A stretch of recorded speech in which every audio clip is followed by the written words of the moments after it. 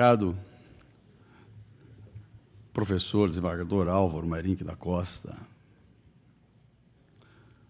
Grande professor, grande jurista, grande penalista, grande criminólogo. É um orgulho da magistratura brasileira, um juiz democrático, como sempre foi. Aqui nós temos grandes exemplos. Por exemplo, só para mencionar alguns, né? O desembargador Sérgio Verani é um juiz garantidor dos direitos humanos, como aquele famoso seminário Sistema Penal, Compensação Social, Garantia dos Direitos do Acusado. O nosso Grandinetti, Luiz Gustavo Grandinetti, Castanho de Carvalho, que nome, né? O desembargador Baldez, né? Os comprometidos com a democracia, com os direitos humanos no processo. Os juízes aqui, Marcos Peixoto, Rubens Casara. Orgulho a magistratura brasileira. Orgulho no Rio de Janeiro. É um grande prazer falar na presença deles. E cumprimento aqui também a professora Flaviane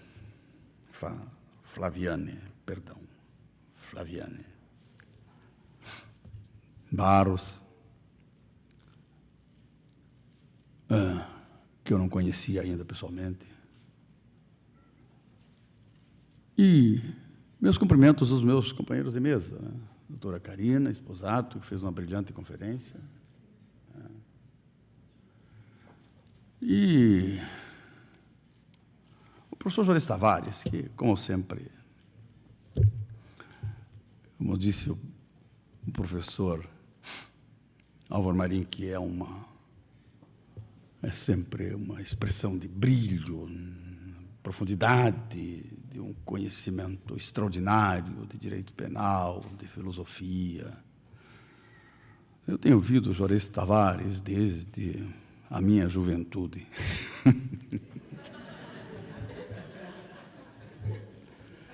É verdade, porque nos formamos na mesma escola, fazíamos política acadêmica na mesma faculdade, fazíamos discursos no mesmo partido, que era o partido, na época, marxista da faculdade. E depois eu entrei também na vida acadêmica pelas mãos dele, então continuei ouvindo o professor Juarez Tavares, e ele também aí era obrigado a me ouvir, né, porque estávamos juntos, pelo menos por educação. E, e é sempre um grande prazer, né? E nós...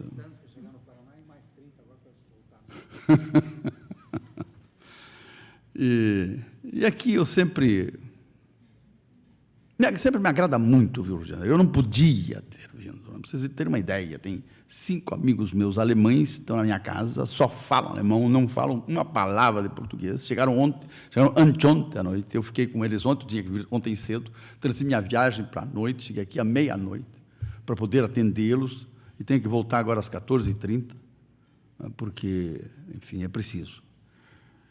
Mas eu não podia deixar de vir ao Rio de Janeiro, porque eu me sinto muito bem aqui, eu me sinto em casa no Rio. Aqui, na verdade, ocorreu a minha independência intelectual.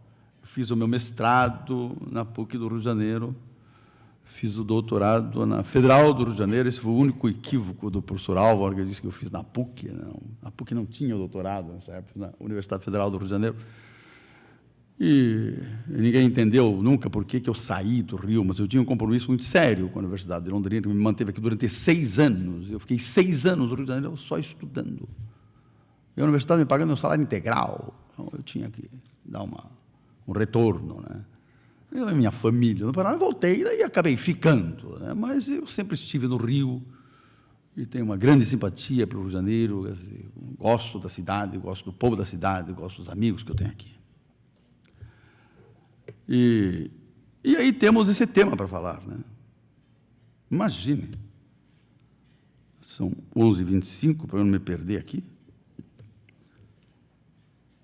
As razões do direito penal. Quando e como proibir. Quanto e como punir. Mas isso é tudo, né? Isso é tudo que o legislador deve saber para, né, para decidir quando e como punir, na escolha, na seleção dos bens jurídicos, na formulação dos tipos legais. Quando?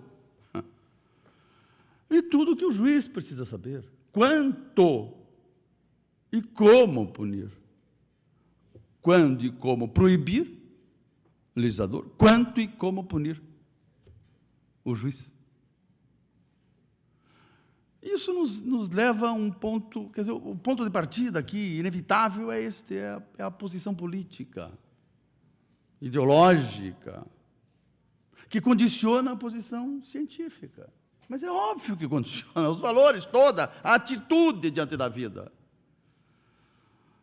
E aí nós podemos ter uma atitude, uma posição autoritária, como, por exemplo, a posição de Jacobs no direito penal, o seu direito penal do inimigo, ou as posições autoritárias que trabalham com a tolerância zero e todos esses novos discursos punitivos, né, que são criações dessa época neoliberal, que propõe uma punição rigorosa, punição com rigor, e direito penal, os princípios, flexibilização dos princípios de direito penal. Quer dizer, essa palavra produz arrepios, né?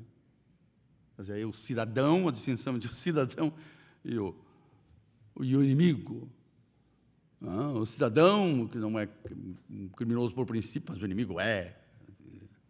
Então, aí vai o terrorista, o traficante, o criminoso habitual, mas também coloca lá o que participa de crime organizado, a questão dos crimes econômicos, só para cooptação. O inimigo seria, digamos, um criminoso por princípio. Eu não sei onde é que o Jacobs foi encontrar isto, porque ele não conhece nada de psicologia, de psicanálise, né? Enfim.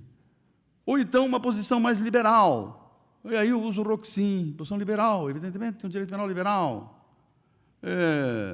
O direito penal do fato, da culpabilidade. Isso é Roxin, é o grande paradigma. Punição conforme princípios. Conforme princípios, isso é muito importante. Legalidade, culpabilidade, lesividade, proporcionalidade, humanidade. Também ele é um grande processualista, né? O seu tratado de direito penal está na quinta edição, mas o seu tratado, quer dizer, que vem desde de Dreyer, que é, enfim, não sei, nem lembro o autor originário, mas, enfim, está quase na 30ª edição, o seu Strafverfahrensrecht. Realmente, ele é um grande processualista. Ele olha com os princípios também do processo legal devido, contraditório, ampla defesa, a presunção de inocência. A gente pensa, como o Roxin conhece profundamente isso? Ele tem coisas no ensinado, mas ele trabalha dentro do sistema, né? É um pensador do sistema. Ele quer que o direito penal funcione democraticamente, como o Ferraioli também trabalha dentro do sistema. Ele acredita na possibilidade do direito penal funcionar bem. Quer dizer, isso é muito bom, porque, afinal de contas, nos vincula também a princípios, né? E a posição crítica. Uma terceira posição que é a posição crítica, é a posição onde eu me coloco decididamente. A posição crítica, eu não acho que tenha outra posição possível aqui. E aí a posição crítica é uma posição de ruptura, é que trabalha com a ideia de um novo direito. E aí eu me situo numa tradição que vem de Pazucanes, começa em Pazucanes, começa mesmo em Marx, né? Mas em Pazucanes, depois em Rushikesheimer, em Pavarini, Melossi Pavarini, o Sandro Barato, que é o grande formulador dessa concepção, digamos, de criminologia crítica. Sandro Barato, né, com quem eu convivi, enfim, 2 anos na Alemanha, mas desde que eu conheci até a sua morte, né, assim, não sei por que as pessoas assim tão inteligentes e tão preocupadas com o mundo têm que morrer tão cedo, né? Foucault tem coisas importantes, né? Foucault tem coisas importantíssimas, não só no seu Vigiar e Punir, mas em todo o seu curso ao Collège de France, que ele diz coisas notáveis. Foi um grande pensador do século XX, tem contribuições incríveis, pode concordar ou discordar de Foucault, mas você não pode desconhecer Foucault, essa é que é a grande verdade. E depois termina com o Albrecht, né, desse livro de criminologia que a gente traduziu. Mas não, a criminologia crítica. Nós vamos trabalhar o sistema penal. Quer dizer, sistema penal, como definição de crimes e como aplicação de penas. Quer dizer, o poder legislativo e o poder Poder Judiciário e o Poder Executivo na execução penal, quer dizer, todos os poderes. E aqui nós vamos encontrar, o Juarez Tavares falou no Lebenswelt, no mundo da vida, enfim, do Habermas, né? E a contradição que existe entre Lebenswelt e o sistema capitalista. A contradição tem o mundo da vida e o sistema, né? Que nós queremos ajustar o mundo da vida a esse sistema, e aí é impossível, né? Nós temos que olhar um pouco para o mundo da vida. E, para uma concepção crítica, a criminologia crítica, o sistema penal, para uma concepção crítica, o sistema penal, e vamos direto aos finalmente, né? O direito penal só serve para garantir e reproduzir o sistema social. Isso é o que o direito penal faz. A única função que o direito penal faz numa sociedade desigual é garantir e reproduzir essa desigualdade. Quer dizer, mas estamos falando do sistema social mais geral. É garantir e reproduzir o sistema social, uma garantia e reprodução material e ideológica. Veja, quando fala garantir e reprodução material, isso é dentro da criminologia crítica, né? Isso o Santo Barato e todos os adeptos da criminologia crítica dizem com todas as letras, sabe? O Pavarines, é garantir e reproduzir o sistema social, garantir e reproduzir materialmente e ideologicamente, garantir a reprodução material, isto é, das relações de propriedade, dos meios de produção. Essa é a questão. Relações de propriedade dos meios de produção. Por exemplo, da propriedade da terra, da indústria, e da circulação, do comércio. Cada vez se concentra mais, quer dizer, a propriedade da terra, hoje se concentra em grandes latifúndios, né? Por isso que estão aí os sem terras, não tem terra para trabalhar, porque tudo é latifúndio, agora é o agronegócio. Enfim. Relações de propriedade dos meios de produção como relações de produção e de reprodução da desigualdade. É isso que diz a criminologia crítica, relações de produção e de reprodução da desigualdade. O que representa uma violência estrutural, dizia o Santo Barata, e uma injustiça social. Nenhum criminólogo do século XX foi tão marxista quanto o Santo Barata. Nenhum. Tinha um domínio tão profundo da teoria marxista e aplicava isso com grande lucidez aos problemas do sistema penal. E reprodução ideológica. O sistema penal contribui para a reprodução ideológica das relações de poder político e jurídico da sociedade. Porque essa é a formação social, né? Essa a base da sociedade, né? Das relações de produção, cujo conjunto com sua estrutura econômica da sociedade, sobre a qual se eleva uma sobreconstrução, uma superestrutura jurídica e política, e se desenvolvem formas de consciência social. Essa é a concepção marxista, né?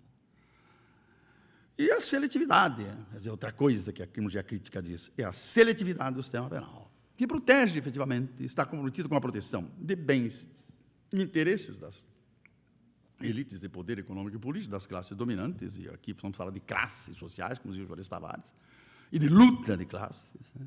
O direito como fenômeno de luta de classes, quer dizer, compreender o direito como fenômeno de luta de classes, é muito importante. Nós vamos pensar que ele corre acima das lutas de classe, independentemente das lutas de classe, mas é o produto direto da luta de classe, ele exprime, quer dizer, o estágio de desenvolvimento e as contradições da luta de classe em todas as sociedades. E de repressão, o sistema penal, seletividade de repressão, claro, não das classes dominantes, né, que são os maiores violadores do direito penal. São os maiores violadores dos direitos humanos. E também do direito penal, mas os maiores violadores dos direitos humanos, que é como já trabalha aqui com o conceito de direitos humanos, um conceito um pouco mais abrangente, né? E são os grandes, as casas dominantes, são os grandes responsáveis, o Juarez Tavares disse isso com grande ênfase, são os grandes responsáveis pelo caos social. São os proprietários dos meios de produção, as elites de poder, são os grandes responsáveis pelo caos social em que nós vivemos. E, claro, se concentra a repressão nas classes inferiorizadas, dominadas, nos setores mais débeis, são elas que enchem as prisões, todos nós sabemos, não vamos insistir nisso. E aqui o cárcere. Por que falar no cárcere? Porque o cárcere, nós sabemos que as funções declaradas, ele não cumpre nenhuma das funções declaradas, daquelas funções que se atribuiu ao cárcere, não cumpre.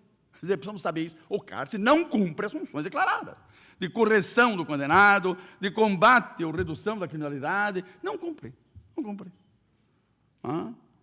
E, na verdade, o cárcere cumpre outras funções, quer dizer, uma outra função fundamental. E é isso que a criminologia crítica diz, que o direito penal não diz, a não ser um direito penal esclarecido, como o direito penal, por exemplo, que o Juarez Tavares produz. Quer dizer, o que o direito penal produz, o que o cárcere produz, é esta função real, quer dizer, como diz o Santo Barata, de criminalização dos conflitos através da punição, da pena, porque a maioria dos conflitos criminalizados não precisariam ter sido criminalizados, quer dizer, não seria necessário que fossem criminalizados, quer dizer, havia desnecessidade de criminalização. Então, a criminalização dos conflitos, por isso que faz, é um conflito social que é criminalizado. E a produção e reprodução, é isso aí. O cárcere é o centro dessa produção e reprodução do sistema penal, é o centro da produção e reprodução das relações sociais, das relações sociais desiguais. Das relações sociais desiguais, que é isso que marca a sociedade capitalista, são relações sociais desiguais. Porque essa é a grande desigualdade que existe entre o proprietário dos meios de produção e o assalariado. Né? E de poder e de dominação, e de subordinação e sujeição. Né? Você tem aqui uma relação econômica, né? De produção de mercadorias, e se relaciona o assalariado e o proprietário do capital. Mas aqui, essa relação econômica é uma relação de poder, de subordinação, de sujeição. Portanto, é uma relação política. É uma relação política. Você não pode separar a economia da política. Mas é uma relação política, é uma relação econômica, uma relação política que existe sob a forma jurídica do direito. Nada acontece na economia que não seja disciplinado pelo direito. E o Estado, com essa organização política, é uma organização jurídica do poder. Quer dizer, o direito, é impossível pensar o que acontece na economia ou na política sem pensar o direito. Você não pode separar essas dimensões da realidade social. Quer dizer, e está aqui, querem trabalhar a integração do fato, a norma e o valor. Aqui, isso que o positivismo separa, a criminologia crítica une. Quer dizer, produção e reprodução de relações sociais desiguais e do delinquente como um indivíduo patologizado. Quer dizer, claro, patologizado. Há uma minoria de bodes expiatórios, essa é que é a grande verdade, de bodes expiatórios, e quando você tem uma maioria de crimes, ou uma totalidade, porque todos praticam crimes, segundo mostra a criminologia, todos praticamos crimes. O que varia, o resultado da criminalização, são relações de poder, econômico e político, é isso que determina. Por isso que ela se concentra sobre os débeis, né? Sobre os fragilizados. E aí, é importante agora, feita esta introdução, que tínhamos que fazer essa introdução, não dava para falar do tema sem fazer essa introdução, porque agora começamos a falar de questões mais técnicas. E aqui nós temos, como criminólogo crítico, que partiu do direito penal mínimo, evidentemente. O direito penal mínimo também, o Ferraioli trabalha o conceito de direito penal mínimo, mas no sentido de garantismo, né? Garantismo, é um garantismo sistêmico, mas democrático, profundamente democrático, e realmente absolutamente empenhado com a democratização do direito penal. Essa é uma posição de Ferraioli, que ele ligou para o mundo, extremamente importante. Estamos juntos nessa tarefa. Divergimos na questão do método, porque nós, a criminologia crítica, que tem essa atração, sabe, na linha de Barata, trabalha com o conceito de classe, de luta de classes, e assume a luta de classes. E a posição do Ferraioli, quer dizer, essa questão não é muito destacada, é mais uma... Mas a contribuição dele é igualmente importante, decisiva. Nós trabalhamos, como também temos diferença com o Zaffaroni, mas trabalhamos na mesma direção. As diferenças metodológicas, né? Mas temos os mesmos objetivos e somos, enfim, lutadores, enfim, no mesmo fronte. Essa é a coisa importante. Não se pode fazer aqui divisões, entende? Ou não, sabe, sectarismos aqui não podem existir. E quando se trata do direito penal mínimo, quer dizer, aqui, isso funciona como uma espécie de princípio diretor, ou de critério reitor do que eu vou dizer. O direito penal mínimo. O objetivo, evidentemente, é a redução. O objetivo do direito penal é a redução da violência. O objetivo do direito penal.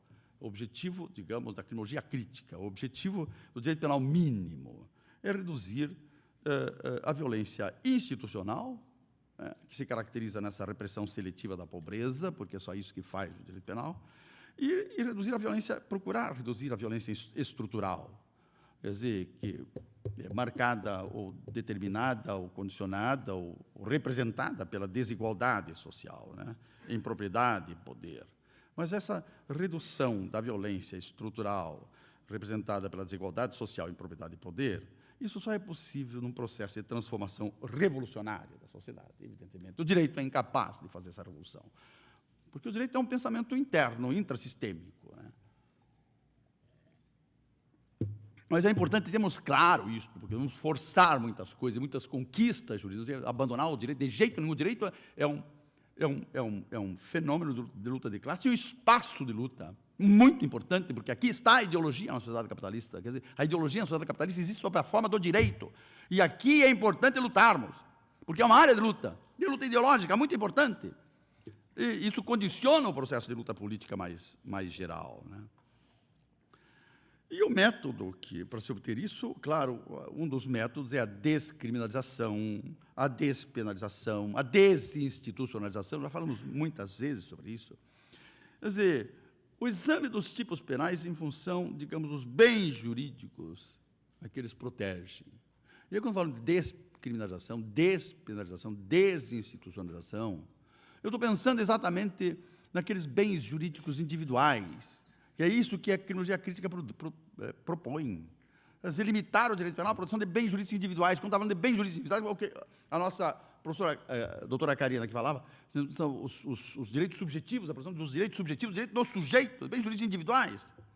Quer dizer, a vida, a integridade, a liberdade, a sexualidade. Claro, aqui o direito penal tem um papel a cumprir. Vocês já imaginaram se a vida, a liberdade, a integridade, a sexualidade se resolvessem em indenização? Mas não é possível. O direito penal aqui tem um papel a cumprir, mesmo nas sociedades desiguais, né?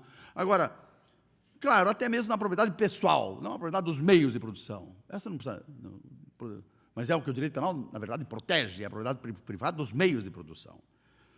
Já mesmo a criminologia crítica discute se deve... Estamos definindo o quê? Quando e como proibir. É isso.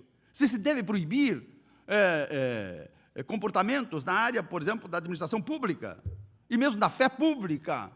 Há muita crítica aqui da criminologia, enfim, crítica radical sobre esse tipo de criminalização. O direito penal aqui não tem o que fazer, isso pode ser resolvido de outra forma, enfim, pode ser regulado ou controlado por meios civis ou administrativos, não precisa do direito penal. Agora, especialmente nas áreas do Código Penal, da propriedade imaterial, não tem nada que fazer o direito penal aqui, da organização do trabalho, do sentimento religioso, respeito aos mortos, isso é uma brincadeira, ou os crimes contra a família, a incalamidade pública, paz pública, isso tem que ser arrancado do direito penal, não tem o que fazer aqui. E na legislação especial, olha, nada disto que eu vou citar precisaria de criminalização, nada disso, isso poderia ser resolvido por outros meios, civis ou administrativos, aliás, mais eficientes. Por exemplo, economia popular, os crimes contra a ordem econômica, contra a ordem tributária, contra o mercado de capitais. Imaginem, isso aqui, esse é o coração do capital, né? O sistema financeiro, os crimes falimentares, os crimes de lavagem de dinheiro, essa bobagem, isso é um bis in idem, né? Os crimes contra a segurança nacional estão aplicando a lei de segurança nacional. Mas isso, que loucura! Eu pensei que essa coisa estava morta, mas está viva, estão revivendo, quer dizer, não sei como. Isso é uma múmia aqui, né? Que de repente... drogas. Isso é droga. Isso agora, de repente, depois de causar uma destruição, quer dizer, um genocídio, quer dizer, milhões de jovens morrerem no mundo todo por causa de uma política idiota como essa que foi imposta pelos Estados Unidos para todo o sistema mundial de repressão por causa do seu puritanismo. Agora eles mesmo estão achando lá que não, tem que descriminalizar, porque aqui a criminalização não tem nada a fazer, que só produziu... Agora, e é claro, e nós continuamos matando a nossa pobreza, os nossos negros do morro, pobres, por causa da droga. Por causa da droga. Essa situação da pobreza é esta: ou ele se alista, ou você entra no Estado como repressor, isso é policial, para poder sobreviver, ou ele vai arriscar a vida no tráfico de droga, porque aí, quer dizer, o seu amigo, o seu compadre, até o seu companheiro de morro, está investido de poder que pode matá-lo, né? E o jovem sabe que ele não vai viver além dos 18, 19 anos, porque o risco é grande. E aí é o seguinte: o Estado cria um mercado absolutamente ilegal, um mercado ilegal, quer dizer, criminaliza quando ele criminaliza. Isso é importante dizer. Quando o Estado criminaliza a droga, eu ainda estava lendo um artigo ontem do Barato sobre isso, que é aquele sobre droga, um artigo muito interessante, assim, que a pesquisa mostra que o preço no mercado sobe na relação de 1 para 1000, quer dizer, mais de 1000 vezes. Então, ele cria um grande negócio, só que um negócio não disciplinado, é um mercado ilegal, mas é um grande mercado, e está aí o capital ilegal. Ele mostra as interseções do capital legal e o capital ilegal. Quer dizer, e aí as pessoas vão para o comércio, a produção, claro, e o comércio de droga, o tráfico de droga, e se matam entre si, porque não tem disciplina legal, e aí comparece o Estado matando todo mundo. Quer dizer, o Estado no fundo, matando todo mundo. De vez em quando, uma hora policial também, né, porque aí a questão é pesada, mas toda essa criminalidade, toda essa criminalização, é o Estado que cria. Mas o Estado cria, ele cria o espaço da criminalidade, que produz a criminalidade, e depois ele chega matando todo mundo. É uma coisa incrível, sabe? Eu não sei, não há alguém que pensa no mundo, que veja essa coisa. Isso é inútil, absolutamente inútil. A droga é legal, e a droga é legal. Quando a droga é legal, por exemplo, o álcool e o fumo produzem um mal muito maior do que a droga é legal. Hoje você sabe, por exemplo, que a violência criminal, a chamada violência criminal, 70% está ligada ao álcool, que é a droga legal, e 6 ou 7% às drogas ilegais. Mas nós criamos toda essa imagem da droga, essa imagem. Quer dizer, vemos a televisão, nós não vemos o mundo, nós vemos a imagem. Nós vemos a imagem do mundo. Eu também, com os olhos, temos só a imagem do mundo, mas aqui é pior ainda que a imagem pela televisão. Quer dizer, e aí nós vemos o que eles querem nos mostrar. E aí confundimos que aquela imagem é o mundo, pensamos que a imagem, quer dizer, o virtual é o real, e aí achamos que o virtual é o real e agimos em função de ser virtual, quer dizer, como se fosse real. E aí acreditamos nas coisas. E assim os meios de comunicação formam a nossa ideologia, a nossa consciência. Esse é o mundinho, né, em que nós enfim, vivemos. Mas era preciso, enfim, apresentar essas coisas, né, também sobre o direito penal mínimo, e mostrar qual é o princípio diretor que orienta a nossa fala e a nossa posição, para agora, então, as razões do direito penal. Quando proibir e como proibir. Quando proibir. Mas esse é um papel do legislador. A oportunidade de proibir, papel do legislador. Claro que aqui nós temos que trabalhar com alguns princípios, não tem como. E o grande princípio aqui é o princípio da lesividade, o Jorge Tavares falou nisso também, a Karina falou, o princípio da lesividade. Somente graves violações de direitos humanos fundamentais podem ser criminalizados. Mas quando nós falamos também em graves violações de direitos humanos fundamentais, estamos de direitos humanos segundo uma perspectiva da sociedade em que nós vivemos, segundo a ideologia dominante, e, portanto, segundo uma concepção de direitos que é burguesa, que é da burguesia.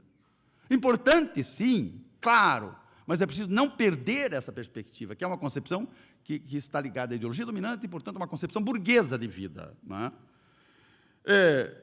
Se nós adotamos o princípio da lesividade aqui, para definir quando, claro, porque tem que ser esse o princípio reitor do legislador, quando proibir, então estão excluídos necessariamente as lesões insignificantes, mas não só quando o cara, enfim, pequenos arranhões ou pequenas ofensas, mas, sobretudo, pequenas lesões da propriedade, pequenos furtos e também pequenas lesões da propriedade. O que seria um furto, uma lesão pequena? Não temos um critério, quer dizer, aquele critério do Supremo não serve, porque é impossível você definir o princípio de insignificância, aí você exclui todas as hipóteses. Mas hoje você sabe que muita gente propõe um salário mínimo, até R$1.000, mas um salário mínimo, até um salário é princípio de insignificância. Você vai mobilizar o poder, o sistema penal todo por causa disso? Não é possível, né? Claro, não é possível. Né? O princípio de insignificância, quer dizer, a exclusão das lesões insignificantes, das lesões chamadas de perigo abstrato, de perigo também concreto. Perigo concreto é uma questão estatística, puramente. Isso tem que sair do direito penal. O Barato vai dizer, porque aqui não tem relação com causal com a pessoa física, tem relação causal com a pessoa física. As ações, os crimes de ação penal privada, ou ação penal pública condicionada à representação, são pequenos delitos, sabe? A chamada bagatela, crimes com detenção ou com multa, assim, alternativa, isso tem que sair. Isso aí, não tem nada que fazer no direito penal. Temos que propor isso. E aqui funciona também quando se pergunta quando proibir, o princípio da proporcionalidade abstrata. Proporcionalidade abstrata. Quer dizer, em que trabalhamos a pena como proteção de bens jurídicos. Se a pena é adequada, é um meio adequado para a proteção de bens jurídicos? Essa é uma pergunta que o legislador tem que se fazer. Aí o princípio da proporcionalidade abstrata, da proporcionalidade abstrata. Às vezes a vontade de falar leva a gente a comer a palavra. A proporcionalidade abstrata fala, exatamente, o legislador tem que se perguntar se a pena é adequada para a proteção do bem jurídico. Primeira pergunta. Depois ele diz que é adequada, ele tem que decidir, essa é a questão fundamental, se ela também é necessária para a proteção do bem jurídico. E quando ele fala, responde à questão da necessidade, entra o princípio da subsidiariedade, professor. Quer dizer, o direito penal é essa última ratio. Quando não há meios não penais possíveis, mas não funcionar como uma prima ratio, como sempre funciona. Vamos pensar logo no direito penal. Mas não é, é a última ratio. Esquece o princípio da subsidiariedade. Não há outros meios não penais. Pois isso tem que funcionar. Isso o legislador precisa pensar nessas coisas. E ele não pensa. Ele não pensa. Se pensasse, ele não propõe o que está aí, que a gente está propondo excluir. Ele não pensa, ele não sabe que existe o princípio da proporcionalidade. E depois, como proibir? Essa é uma questão, né? Por isso, quando proibir, mais ou menos isso, temos, não vamos nos alongar muito, e como proibir? Aí, claro, aí o princípio da legalidade é absoluta, né? O princípio da legalidade é aplicado de forma absoluta. Por quê? Porque o princípio da legalidade funciona sem problemas em relação à proibição de retroatividade, a proibição de analogia, a proibição do costume, exceto quando beneficia o réu, evidentemente, mas não funciona em relação à proibição da indeterminação penal. Porque nós sempre encontramos tipos penais, sabe, que são... E esse é o maior perigo para a lei penal. É o maior perigo para o princípio da legalidade. São essas leis penais indeterminadas, confusas, indefinidas, vagas. Quer dizer, o que nós temos aí, quando nós pegamos esse projeto de Código Penal, um dos grandes problemas, nós comentamos aqui, é que ele viola todos os princípios do direito penal, especialmente o princípio da legalidade, neste quesito da proibição de indeterminação penal. Todas as leis penais indeterminadas. Isso, mas o legislador, não faço esse tipo, não está determinado, eu não crio a lei. Quer dizer, ele tem que se orientar pelo princípio. Depois o juiz vai, na proporcionalidade concreta, o juiz vai ter que ver isso também, né?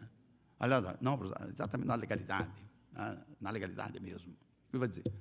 Essa lei viola o princípio da legalidade, viola a dimensão da indeterminação penal. Eu me recuso a aplicar essa lei. O juiz precisa ter a coragem de fazer isso, precisa fazer isso. Mas os juízes fazem, mas precisa fazer muito mais, porque é reduzir o direito penal nesse sentido. Quer dizer, na redução prática do direito penal. E aí, como proibir? Tem o problema da responsabilidade penal, que o legislador deve olhar. Que a responsabilidade penal tem que ser pessoal. Tá? Responsabilidade penal, pessoal. Quer dizer, subjetiva. O que significa? Temos que banir do direito penal toda a responsabilidade objetiva, todo crime fundado em responsabilidade objetiva, como, por exemplo, os crimes qualificados pelo resultado. Estamos aí. O sujeito pratica uma lesão corporal. Eu tenho um caso desse. Infelizmente, o juiz absolveu. Mas é interessante que foi por causa de uma nulidade. O juiz queria absolver, mas ele tinha que pronunciar sempre a nulidade, porque a sentença era sempre nula. O sujeito dá um soco ou um pontapé na vítima. E, no caso, também foi ilegítima defesa. Claro, era o meu cliente, né? Mas, enfim, não era só isso. Não. Ele realmente... E a vítima caiu por cima de uma mesa, a vítima estava bêbada, veio agredir, queria enfiar um sorvete no rabo de uma menina e veja que coisa, estava bêbado. Ele deu um pontapé, fez pouco, e o cara caiu e bateu a cabeça. Foi para o hospital e morreu. Lesão corporal seguida de morte. E aí a pena mínima é 4 anos. Então, você pega uma lesão corporal dolosa e um homicídio imprudente ou culposo, quer dizer, não tem, mas aí é o versar em ré ilícita, quer dizer, o cara responde por todos os resultados objetivamente. Isso é um absurdo, isso viola o princípio da culpabilidade. Tem que sair do direito penal. Lesões de direitos humanos, isso é o Barata que diz com todas as lesões de direitos humanos, sem relação causal com a pessoa física. Lesões de direitos humanos sem relação causal com a pessoa... O professor Juarez Tavares gosta desse tipo de informação. Lesões de direitos humanos sem relação causal com a pessoa física como, por exemplo, os crimes de perigo abstrato, e até mesmo de perigo concreto, porque não há lesão. Se há lesão, não é o perigo, é o resultado. Né? Isso tem que sair do direito penal. E, sobretudo, a questão da imputação da responsabilidade penal da pessoa jurídica, isso é um absurdo, isso vai ser conhecido logo, quer dizer, nós vamos falar disso como uma última manifestação de punição de coisas na história do direito penal brasileiro, estamos punindo coisas. Quer dizer, não percebemos o ridículo que estamos passando, e os juízes que estão punindo a pessoa, estão fazendo um ridículo, nos envergonhando, inclusive o Supremo Tribunal Federal. Estão nos envergonhando.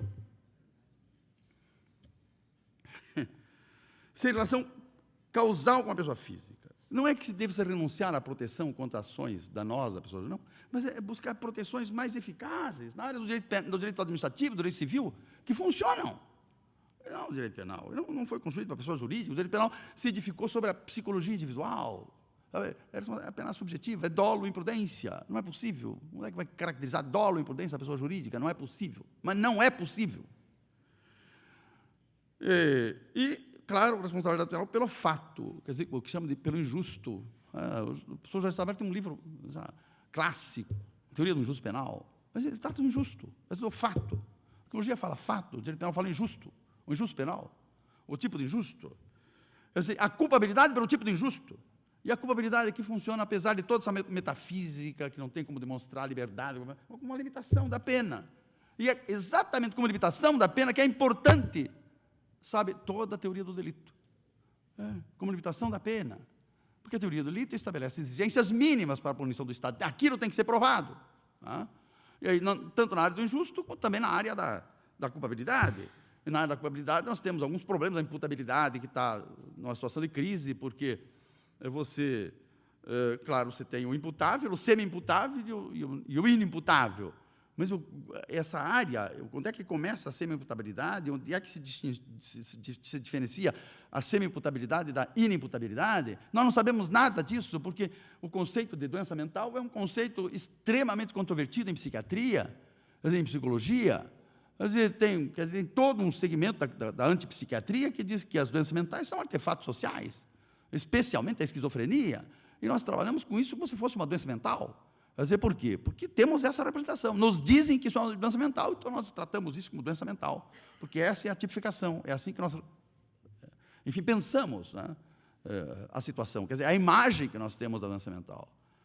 Enfim, a imputabilidade, a questão do conhecimento do injusto, né, excluído pelo erro de proibição, inevitável, aqui, evidentemente, uma pauta a mais ampla possível para a inevitabilidade do erro e a menor possível para a evitabilidade, e trabalhar aqui com um conceito, por exemplo, sabe, que vai definir, digamos, o objeto do conhecimento do injusto como a punibilidade do fato. Hoje está aí, quer dizer, é esses jovens penalistas que estão na Alemanha, como o Luiz Greco, hoje ele é um ferrenho defensor da teoria da punibilidade do fato. Quer dizer, o que é que o sujeito deve saber para se dizer que ele tem conhecimento do injusto? Essa é uma grande pergunta. Ele disse assim, não, quando o sujeito sabe que o fato é punível por uma lei penal positiva. Essa é uma teoria que tem muito importante na Alemanha. Tá? Quando fala punível por uma lei penal positiva, o juiz ele sabia que o fato era punível por uma lei penal? Não, ele sabia que o fato era ilegal, tem uma lei, mas por uma lei penal, não é lei civil, lei administrativa de trabalho, lei penal. Sabia? Não sabia. Então eu tenho que absolvê-lo, porque ele não sabia, ele estava em erro de proibição. Erro de proibição. Essa é a verdade. Enfim. E a questão da exigibilidade. O professor Jorge Tavares falou aqui, nos elementos do contexto, muito importante, o que determina a validade da norma, muito importante. Quer dizer, os elementos de contexto. O Sandro Barata falava na situação contextual. A situação contextual. Quer dizer, a exigibilidade tem que ser pensada nessa situação contextual. Quer dizer, onde você varia o normal, a situação normal da anormal. Quer dizer, há uma escala aqui, não é que o jeito é anormal e anormal. Quer dizer, é toda uma escala de anormalização do contexto. E, portanto, há toda uma escala de exigibilidade e inexigibilidade que varia desde a exigibilidade absoluta até uma inexigibilidade integral. Quer dizer, isso o juiz deve fazer. Quer dizer, o legislador também deve considerar isso também na formulação dos tipos penais. Na formulação, ele está colocando situações aí de inexigibilidade, quer dizer, concretas. Enfim, Por último, aqui no Como Proibir, eu queria falar sobre a resposta. O crime e a pena tem que ser uma resposta. O crime e a pena tem que ser uma resposta solene para conflitos sociais fundamentais. Nunca uma resposta contingente, emergencial, como é costume no Brasil. Como é costume no Brasil. Por exemplo, os crimes hediondos. Basta aí alguém, sabe, de repente a televisão, etc., a influência dos meios de comunicação, o chamado crime organizado, que até hoje ninguém sabe o que seja, não existe uma definição de crime organizado, né? Toda a criminologia crítica, enfim, arrebenta com esse conceito. Né? Lavagem de dinheiro, isso é um bis in idem. Quer dizer, eu tenho um juiz do Pará, um grande juiz, né? Flávio Cruz é um grande conferencista, né? A tese dele sobre lavagem de dinheiro, isso aqui é inconstitucional. Ele demonstra isso. Né? Enfim, e agora chegamos a área...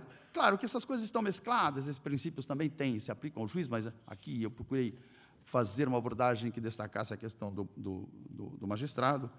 Eu já falei 35 minutos, eu quero ver se eu termino isso aqui em 5 ou 10 minutos, não exceder mais do que 5 minutos do meu tempo, porque também eu não posso abusar da paciência dos senhores. Punir. Quanto e como punir? Isso é uma coisa de quantidade. Essa é a tarefa quase irrealizável do juiz. Quantificar uma pena. Eu imagino a tortura do juiz. Eu nunca me atrevi a ser juiz, porque eu não saberia como resolver esse problema. Não saberia. Realmente, isso é uma coisa... Isso é irrealizável. A quantidade de punição, o quanto punir. E aqui a alternativa é o juiz assumir-se como garantidor dos direitos humanos, né? Direitos humanos. Essa é a posição do juiz no processo. Que o acusador que faça a acusação, tem a polícia, tem o Estado do outro lado, o Poder Executivo, tem o Ministério Público, tem a defesa, e às vezes nem tem defesa, no Pará não tem defensoria pública, a metade da população carcerária não tem defesa, porque são defendidos por advogados que se esforçam, convênios com a OAB, são advogados da ativo, mas, por mais que se esforcem, eles são civilistas, não são especialistas, que não produzem um discurso que impressione. E no direito penal nós vivemos do discurso. Nós tentamos produzir um discurso para convencer. É um discurso produzido para convencimento. Mas se você não domina as categorias, você não convence ninguém. E como é que um juiz, um advogado trabalhista vai produzir um discurso convincente no direito penal? Você não conhece as categorias e os conceitos, esboroa diante do Ministério Público, quer dizer, naufraga. E o juiz vai para o discurso, em função do discurso mais poderoso, enfim, mais convincente, que é isso que nós fazemos. O direito penal é a área do discurso por excelência. Nós, no direito penal, estamos sempre produzindo discursos, né? Discursos construídos para produzir convencimento. Quanto? Aqui o princípio geral, evidentemente, já visto quanto punir, é o menos possível. É o mínimo possível. De preferência, nada. Por quê? E aí entra a proporcionalidade concreta. Proporcionalidade concreta. Acho que essa é a questão. Estamos vendo a lesão concreta do bem jurídico. Acho que a grande pergunta do juiz é se a plena pena aplicada é proporcional à lesão do bem jurídico. Essa é uma pergunta. O legislador tem que falar se a pena combinada é proporcional à lesão abstrata do bem jurídico. E o juiz tem se a pena aplicada é proporcional à lesão concreta do bem jurídico. Isso é uma pergunta que ele precisa fazer. E aí ele tem que considerar outras coisas, como, por exemplo, os custos sociais, né, para o condenado, para a família do condenado. Quer dizer, e para condenados de classe inferior, sempre o custo social é muito maior. E o custo social para a sociedade e para o Estado, porque vocês vejam que hoje um preso custa no mínimo, R$2.000 por mês. Quer dizer, é caríssimo. Né? Vamos considerar, usar a imaginação, alternativas. Quer dizer, aqui isso seria outro discurso, mas que eu não vou poder fazer hoje. Mas aqui eu fiz esse discurso até agora aqui para dizer o seguinte, em relação a quanto punir. Nesse momento, quanto punir, o juiz deve utilizar, quer dizer, sabe, esse juiz garantidor dos direitos humanos deve fazer a compensação da desigualdade. A compensação das desigualdades e da seletividade. Isso é uma proposta específica do Sandro Barata, no seu direito penal mínimo. Uma compensação da desigualdade social e da seletividade penal, como prática judicial, no juízo de reprovação, na consideração da medida, evidentemente, da pena, do quanto da pena, a consideração da aplicação dos substitutivos penais, que foram abandonados no projeto. O projeto abandonou os substitutivos penais, que eles estão em contradição com, enfim, o regime aberto, não sei o quê. Mas, escuta, em todos os outros países também tem regime aberto, não existe contradição entre a suspensão condicional da pena, o livramento condicional, e, com o regime aberto. Por que só no Brasil existe? Quer dizer, falta imaginação? Nós não temos um pouquinho de imaginação? E não encontra uma forma de adaptar? Claro que existe. Só uma visão assim, superficial que diz que entra em contradição com o regime aberto. E os regimes de execução, não só a determinação do regime, quer dizer, o juiz já na sentença determina o regime inicial, mas a progressão, quer dizer, aí o juiz de execução também é muito importante. E para finalizar, como punir? Como punir? Nós vamos de quanto punir, como punir. Isso é muito difícil. Aqui há uma coisa que eu quis trazer, é o problema do primado da vítima. Não no sentido da vitimologia, num outro sentido. A vitimologia, na verdade, não é, com todo o respeito dos vitimólogos, sabe, faz um papel importante, mas é uma tentativa de explicação do crime a partir da vítima, já que é o positivismo às avessas, é o positivismo a partir da vítima. As mesmas determinações positivistas olhadas agora a partir do prisma da vítima. Quer dizer, as explicações positivistas a partir do autor são insuficientes, agora vou tentar as mesmas explicações a partir da vítima. Quer dizer, não tem sucesso. Mas a vítima, aqui tem um papel também, porque a vítima, enfim, se não há vítima, não há crime. Mas o primado da vítima. Na verdade, a vítima foi expropriada no processo penal pelo Estado. Quer dizer, expropriada no seu direito de promoção dos interesses no processo penal. Sabe, foi substituída pelo Estado. E o Estado assumiu esse papel. Agora, mesmo que a vítima não queira, o Estado vai. Quer dizer, num caso aí, enfim, determinados crimes, como, por exemplo, no caso dos crimes, enfim, contra a mulher, mesmo que a mulher não queira, não adianta, é crime de ação pública, mas, escuta, a felicidade do lar depende disso, não adianta, o Estado age, né? O Estado age. Quer dizer, o interesse não só da mulher, mas o interesse da vítima, não é na punição. Raramente a vítima está interessada em punição. A vítima está interessada em acordos, sabe, até mesmo em conciliação, em restituição, em indenização. Por isso que hoje tem tanto prestígio a esse direito penal restauratório ou restitutivo. Né? E para encerrar, o cárcere. Para o cárcere. A questão do cárcere. Quer dizer, como o juiz deve ver o cárcere, como o penalista deve ver o cárcere, como nós devemos ver o cárcere. Nós já falamos do cárcere, não ressocializa. Não ressocializa, isso em nenhum lugar do mundo, não é no Brasil, em nenhum lugar, na Alemanha, na Itália, na Inglaterra, em nenhum lugar, porque os institutos penais não são institutos de educação, não se pode promover, enfim, o desenvolvimento de ninguém, quer dizer, a socialização de ninguém mediante violência. O cárcere, então, não ressocializa, mas nós devemos continuar falando em ressocialização, porque não podemos ir para a prevenção, porque aí é pior. Aí é pior. O discurso preventivo é a própria retórica ideológica, enfim, do capital. Não dá. E não realiza prevenção nenhuma. Evidentemente, já vimos. Não previne, não corrige, nenhuma das funções de prevenção especial, geral, positiva, negativa. Mas a questão da ressocialização. Mas devemos insistir. Essa é uma proposta que está no texto do Barato chamado O que é criminologia crítica. Diz assim, ressocialização como reintegração. Reintegração? Reintegração na sua classe. Reintegração nas lutas de classe. Reintegração política na sua classe e nas lutas de classe. Porque através das lutas de classe ele vai conseguir superar as condições sociais adversas que levaram à criminalização, e a criminalidade e a criminalização. Quer dizer, aí uma mudança política, ressocialização ou reintegração na sua classe e nas lutas de classes, mas não através do cárcere, porque isso é impossível, através do cárcere, mas apesar do cárcere, porque nós não conseguimos conviver sem o cárcere, porque o capital não sobrevive sem o cárcere, então o cárcere está aí. Então, apesar do cárcere, mas como apesar do cárcere? Mas assim, a sociologia do direito penal hoje fala que não existe melhor cárcere, não existe cárcere bom, não existe essa questão de melhor cárcere. Mas nós, então agora vamos virar as costas para o cárcere, não temos que ter uma atitude alternativa e fazer uma distinção, porque existem cárceres melhores e cárceres piores. Isso devemos estimular isso, e não usar isso como um empecilho, como um obstáculo. Não quero me sujar, eu não vou me sujar nessa questão do cárcere. Não, podemos distinguir entre cárceres melhores e piores. O objetivo, digamos assim, próximo, o objetivo imediato, o próximo dessa luta, é menos, pode ser definido assim, menos, melhor cárcere, e mais, menos cárcere, mais, menos cárcere, mais redução de cárcere, isto é, substitutivos penais, mecanismos de diversão. Claro, o objetivo remoto, mais da frente está a abolição do sistema penal. Por isso que o professor Juarez Tavares é abolicionista, mas ele compreende esse abolicionismo nessa direção, quer dizer, que só pode correr dentro de um processo de revolução social.